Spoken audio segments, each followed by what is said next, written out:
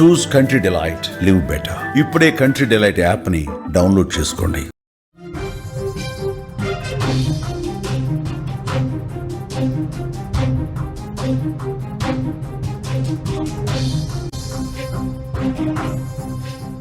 Breaking news చూస్తున్న Visakha RK beach లో విషాదం నెలకొంది.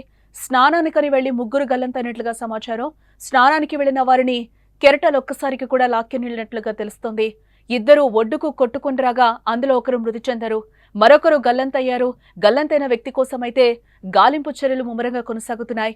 బంగాళాఖాతంలో ఏర్పడిన అల్పపీడనం కారణంగా భారీ ఎత్తులో కెరటాలు ఎగసిపడుతున్నాయి.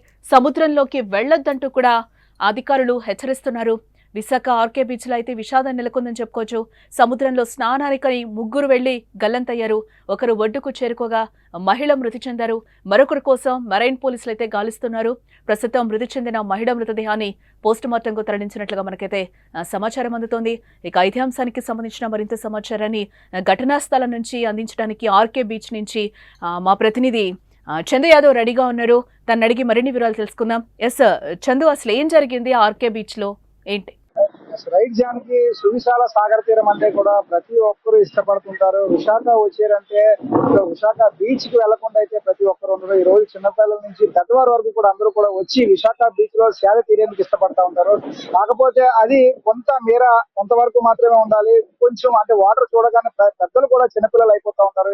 ఈ రోజు అదే ఘటన విశాఖలో చోటు చేసుకుంది. వారి ఆహ్లాదం ఈ రోజు ఒక చనిపోయిన పరిస్థితి వరకు దారితీసింది. ప్రస్తుతం విశాఖ సాగర్ తీరంలో గత కొద్దిసేపటి క్రితం హైదరాబాద్ నుంచి పెళ్లి నిమిత్తం వచ్చారు ఒక ఫ్యామిలీ. సో ఆ ఫ్యామిలీలో తల్లి కుమారుడు ఇద్దరు కూడా బీచ్ లోకి సరదాగా ఆడుకునేందుకు స్నానాలకు దిగారు. స్నానాలకు దిగడంతో ఒక్కసారిగా ఆ కెరటాల దాటికి ఇప్పుడు మనం చూడొచ్చు. ఎందుకంటే తెలంగాణలో కావచ్చు, ఆంధ్ర రాష్ట్రం కావచ్చు, ఇప్పటికే హెవీ రైన్స్ ఫాల్ పడతా ఉన్నాయి. ఆ హెవీ బంగాళాఖాతంలో అల్పపీడనాలు కూడా ఏర్పడుతున్న నేపథ్యంలో సాధారణంగా అంటే కెరటాలు కొంతమేర ఎక్కువగా ఉంటుంది. దీన్ని గ్రహించగా ఎవరైతే బాధిత కుటుంబం ఉన్నారో ఒక్కసారిగా సముద్రంలో దిగి సరదాగా ఆటలాడుకునే సమయంలో కెరటం వచ్చి ఇద్దరిని కూడా లోపలికి తీసుకెళ్లిపోయింది. ఇది గమనించిన ఒక వ్యక్తి, ఆయన ఒడిశా నుంచి వచ్చాడు, 22 సంవత్సరాలు.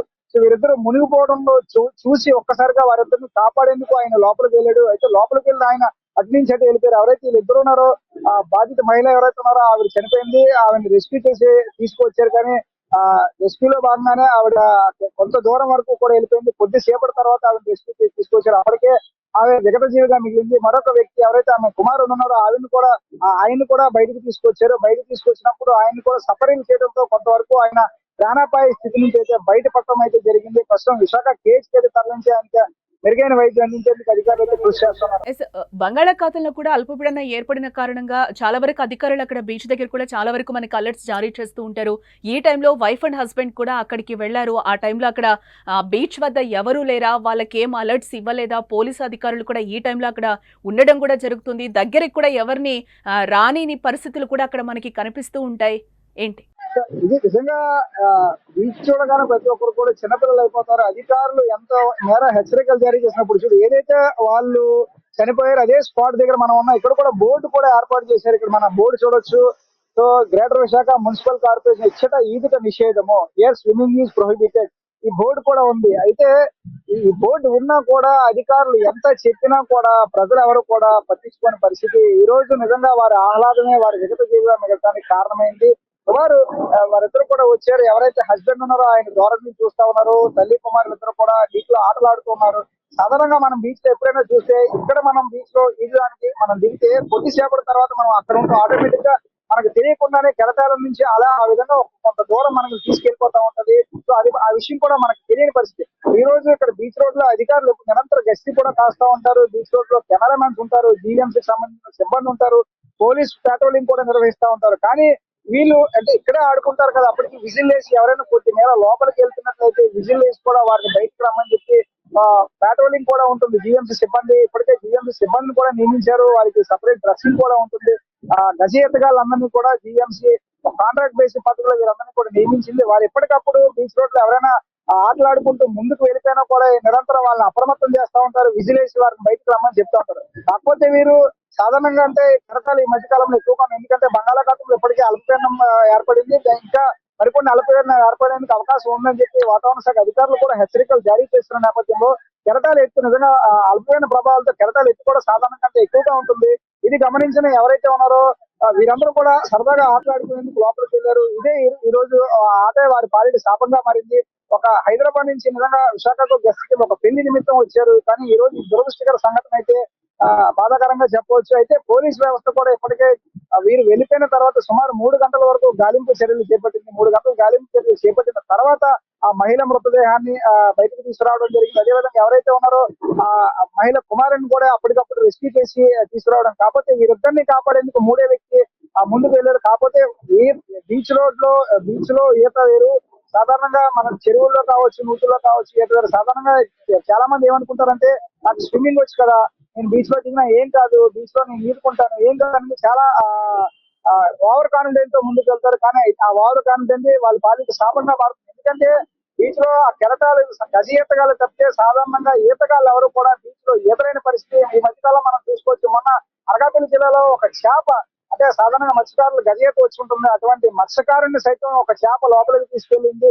ఆయన ఆచూకీ కూడా దొరకని పరిస్థితి. ఎందుకంటే గజ ఈతగాళ్ళు ఉంటారు. సుమారు బీచ్ రోడ్ లో గంట సేపు ఈగలాడే వ్యక్తి గజ ఈతగాళ్ళు ఉంటారు. అటువంటి గజ ఈతగాళ్ళు సైతం బీచ్ తునాతున కూడా చేసేస్తున్నారు. ఎందుకంటే బీచ్ రోడ్ లో కెరటాలు ఆ ఎత్తున ఎగిసి పడతా ఉంటాయి. ఇది గమనించక సాధారణంగా గజ ఈతగాళ్ళే బీచ్ లో ఈతలాడలేని పరిస్థితి ఉంటుంది. అటువంటి సాధారణ మహిళలు వీరు ఎక్కడ ఈతారు? ఆ కెరటాలు సాధారణంగా మనం బీచ్ లో ఒక ఇది ఉంటుంది, ఆ వేవ్ ఉంటుంది. ఆ వేవ్ మనం సాధారణంగా మనం ఇక్కడ దిగితే గత కొద్దిసేపటికి మెల్లిమెల్లిగా మనం లోపలికి వెళ్ళిపోతూ ఉంటాం. మనకు తెలియకుండానే జరుగుతుంది ఆ ప్రక్రియ అంతా కూడా. ఎంత పోలీసులు పెట్రోలింగ్ చేసినా, ఎంత జీవీఎంసీ నుంచి గజ ఈతగాళ్ళని రెస్క్యూ పెట్టినా కూడా వాళ్ళంతా అప్రమత్తం చేసిన ప్రజలు నీరు చూడగానే తన్మయత్వం చెంది వారు మర్చిపోయి లోపలికి వెళ్ళిపోతా ఉంటారు. సో నిజంగా ఈ రోజు అదే సంఘటన జరిగింది. అధికారులు వారు వెళ్ళిపోయినప్పటి నుంచి ఇప్పటికి వరకు కూడా గాలిస్తా ఉన్నారు. ఇప్పుడు మనం చూడొచ్చు పూర్తి స్థాయిలో పోలీసులు గాలింపు చర్యలు చేపట్టి అక్కడ ఉన్న పరిస్థితి. సో ఎంత వెతికినా కూడా ఎవరు కూడా దొరకని పరిస్థితి. సో ఇక్కడ ఒక పోలీస్ ఆయన కూడా ఉన్నారు, వారితో మాట్లాడే ప్రయత్నం అయితే చేద్దాము. సో నిజంగా ఇది ఈ రోజు విశాఖలో ఇటువంటి ఘటనలు జరుగుతున్నా కూడా వారు తెలుసుకోలేని పరిస్థితి. సో ప్రజలందరూ అప్రమత్తం చేసినా కూడా అధికారులు అంతా అప్రమత్తం చేసినా కూడా ప్రజల మాట వినాలి. ప్రజల మాట వినకపోతే మాకు ఏతోచ్చు, లేకపోతే మేము సరదాగా ఉన్నామంటే ఇటువంటి ఘటనలే జరుగుతాయి. అన్న చెప్పు, అసలు ఈ సంఘటన ఎట్లా జరిగింది?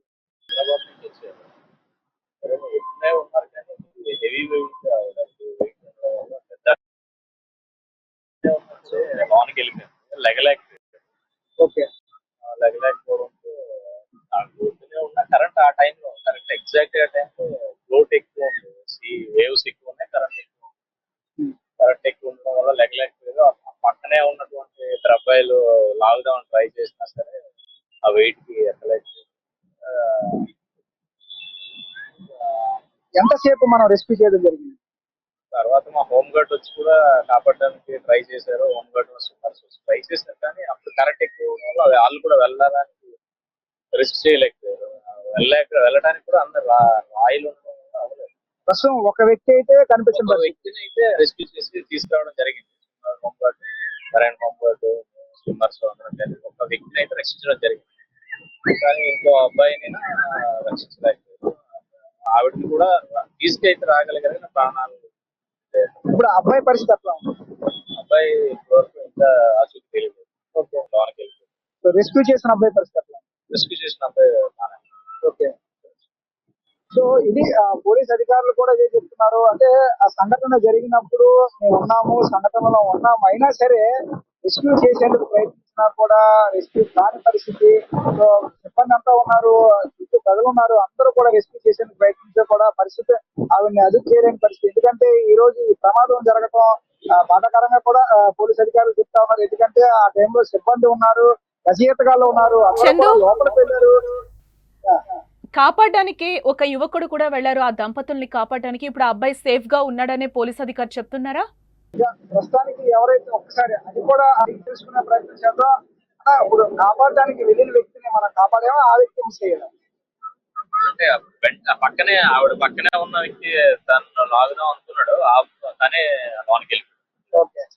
సో పోలీస్ అధికారులు చెప్పిన ప్రకారం ఎవరైతే రెస్క్యూ చేద్దామని వెళ్ళాడో అంటే ఒడిశాకు చెందినటువంటి వ్యక్తి 22 సంవత్సరాల ఆయనకి కాపాడేందుకు వెళ్ళాడు. ఆయన ఈ రోజు కనిపించలేని పరిస్థితి. ఆయన్ని కూడా కాపాడేందుకు అధికారులు అంతా ప్రయత్నించడం కూడా ఇప్పటి వరకు కూడా ప్రయత్నిస్తూ ఉన్నారు. ఇప్పటి వరకు మన విజువల్స్ లో చూడొచ్చు, సుమారు 15 మంది వరకు పోలీసులు ఇప్పటి వరకు కూడా రెస్క్యూ చేస్తూనే ఉన్నారు. ఇదే టైంలో కనీసం అట్లీస్ట్ బాడీ అయినా బయటకు వచ్చింది కదా అని ఎదురు చూస్తా ఉన్నారు. కనీసం ఇప్పటికీ కూడా ఆ అబ్బాయి ఎవరైతే ఉన్నారో దొరకని పరిస్థితి. ఎవరైతే థర్డ్ పర్సన్ ఆయన వీళ్ళిద్దరూ తల్లి కుమారుడు వెళ్ళిపోవడం చూసి ఈయన రెస్క్యూ చేద్దామని ముందుకు వెళ్ళాడు. కాకపోతే తల్లి కుమారుడు రెస్క్యూ చేసి బయటకు తీసుకొచ్చారు. కాకపోతే దురదృష్టవశాత్తు ఆవిడ హెవీ వెయిట్ ఉండడం వల్ల కెరటాల దాటికి ముందుకు వెళ్ళిపోయింది. సో రెస్క్యూ చేసి బయటకు తీసుకొచ్చినా కూడా ఆవిడ వికటజీవిగా మాత్రమే బయటకు తీసుకురావడం జరిగింది. మరోవైపు ఆవిడ కుమారుడు ఎవరైతే ఉన్నారో ఆ కుమారుని మాత్రం రెస్క్యూ చేసాం. ప్రస్తుతం ఆయన ప్రాణాపాయం నుంచి బయటపడ్డాడు. ఆయన పరిస్థితి బాగానే ఉంది. ఎవరైతే థర్డ్ పర్సన్ ఒడిశా నుంచి వచ్చాడు వీరిద్దరు మునిగిపోవడం చూసి లోపలికి థర్డ్ పర్సన్ కనిపించిన పరిస్థితి. ఎందుకంటే సాధారణంగా ఇందాక మనం మాట్లాడుకున్నట్టు ఈత కొలంలో కానీ లేకపోతే స్విమ్మింగ్ పూల్ లో కానీ చెరువుల్లో కానీ నూతుల్లో కానీ ఈత వేరు, సముద్రంలో ఈత వేరు. అదే ఈతగాళ్ళు సైతం సముద్రంలో ఈతలేని పరిస్థితి. ఈ మధ్యకాలం మనం ఎటువంటి ఘటనలు కోపాల్లో ఉన్నాయి. ఎప్పటికైనా అధికారులు ఎంత చెప్పినా కూడా బోట్లు పెట్టినా కూడా సైన్ బోర్డులు పెడుతున్నా కూడా ప్రజలందరూ కూడా పెడచెవిని పెడుతూ అధికారుల మాటలు పట్టించుకోకుండా ఈ రోజు ప్రాణాల మీదకి తెచ్చుకుంటా ఉన్నారు. ఎప్పటికైనా అధికారులు చెప్పిన మాట ప్రజలందరూ వినాలి. ప్రజలందరూ కళ్ళు తెరిచి బీచ్ లో చందు, దాదాపుగా అయితే 3 గంటల నుంచి అయితే రెస్క్యూ కొనసాగిస్తున్నారని కూడా పోలీసులు చెప్తున్న సిచ్యువేషన్ కనిపిస్తుంది. ఆల్రెడీ కూడా చీకటి అయిపోయిన పరిస్థితి కనిపిస్తుంది. ఇప్పటి వరకు ఆ యువకుడు ఎవరైతే కాపాడడానికి వెళ్లారో ఆ అబ్బాయి బాడీ ఇప్పటి వరకు దొరకని సిచ్యువేషన్ కనిపిస్తుంది. చీకటి పడింది. మరి ఇంకా అక్కడ రెస్క్యూ కొనసాగే అవకాశం కనిపిస్తోందా? ఏంటి అక్కడ సిచ్యువేషన్? ఇప్పటికైతే మత్స్యకారులతో పాటు అధికారులు కూడా సముద్రం లోపలికి బోట్ల ద్వారా వెళ్లి గాలింపు చర్యలు అయితే చేపడతా ఉన్నారు. చీకటి పడడంతో ఎందుకంటే చీకటి పడినప్పుడు ఆ బాడీ చనిపోయిన తర్వాత కొద్దిసేపటికి మాత్రమే బాడీ పైకి తేలుతుంది. అంతే తప్పితే నార్మల్ గా అయితే బాడీ పైకి తేలిన పరిస్థితి. బాడీ అంతా కూడా డీకంపోజ్ అయిన తర్వాత మాత్రమే బాడీ పైకి వచ్చింది. లేదు అనుకుంటే అంటే ఏదైనా రాళ్ళు ఇరికిపోయినా కూడా బాడీ దొరకని పరిస్థితి. ఇంతసేపు మనిషి అంటే సుమారు ఘటన జరిగి సుమారు 5 గంటలు కావస్తుంది. ఇంతసేపు మనిషి బతికుండడం అనేది క్వశ్చన్ మార్క్. సో ఒకవేళ చనిపోయినట్టయితే ఏదో అంటే ఇక్కడ నుంచి కెరటం వేవులంత దూరం ఎక్కడికో లోపలికి తీసుకెళ్లిపోయినా కూడా దొరకని పరిస్థితి. అదే విధంగా ఎక్కడికైనా వెళ్తే ఇక్కడ మునిగిన తర్వాత సుమారు ఒక 10-15 కిలోమీటర్ల తర్వాత బాడీ దొరికే సూచనలు ఉంటే అధికారులు కూడా చాలా సంఘటనలు కూడా చూశారు. ఎందుకంటే గత కొద్ది నెలల క్రితం జరిగిన ఏదైతే బీచ్ రోడ్ లో సంఘటనలు చూసుకుంటా ఉంటే కొన్ని బాడీలు దొరకని పరిస్థితి. దొరికిన తర్వాత కూడా బాడీలు ఇక్కడ కాకుండా ఏదైతే స్పాట్ ఉందో ఆ స్పాట్ నుంచి 10 నుంచి 20 కిలోమీటర్ల మేర దొరికే పరిస్థితి చాలా సందర్భాల్లో అధికారులు గుర్తించారు. ప్రజలు కూడా గుర్తించిన సందర్భాలు ఉన్నాయి. సో బీచ్ రోడ్ లో అంటే కెరటం వేవ్ లంతకి ఎక్కడికి తీసుకెళ్తుందో ఎలా వదులుతుందో ఎవరికి తెలియని అంత చిక్కని ప్రశ్నగా ఉంటుంది. సో నిజంగా ఎంత రెస్క్యూ చేసినా కూడా దొరకని పరిస్థితి. సో ఎందుకంటే కంటికి కనిపించిన వాళ్ళని మాత్రమే కాపాడుకోగలం సముద్ర తీరంలో. ఒకసారి కనుక వాళ్ళ కంటికి కనిపించలేదంటే ఆ కెరటం లోపల నుంచి వాళ్ళని ఎక్కడికి లాక్కెళ్తుందో కూడా తెలియని పరిస్థితి.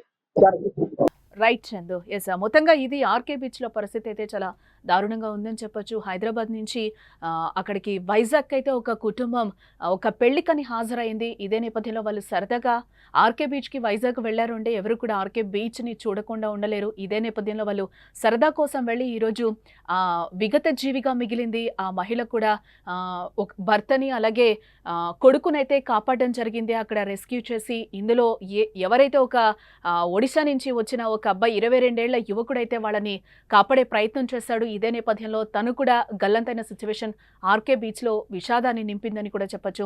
ఇప్పుడు తన కోసం అయితే రెస్క్యూ చేస్తున్నామని కూడా పోలీసులు అంటున్నారు. దాదాపుగా 3 గంటల నుంచి అయితే ఆ రెస్క్యూ అయితే కొనసాగుతుంది. ఇంకా కూడా కొనసాగించే అవకాశాలు కనిపిస్తున్నాయని కూడా అక్కడ పోలీసులు చెప్తున్నారు.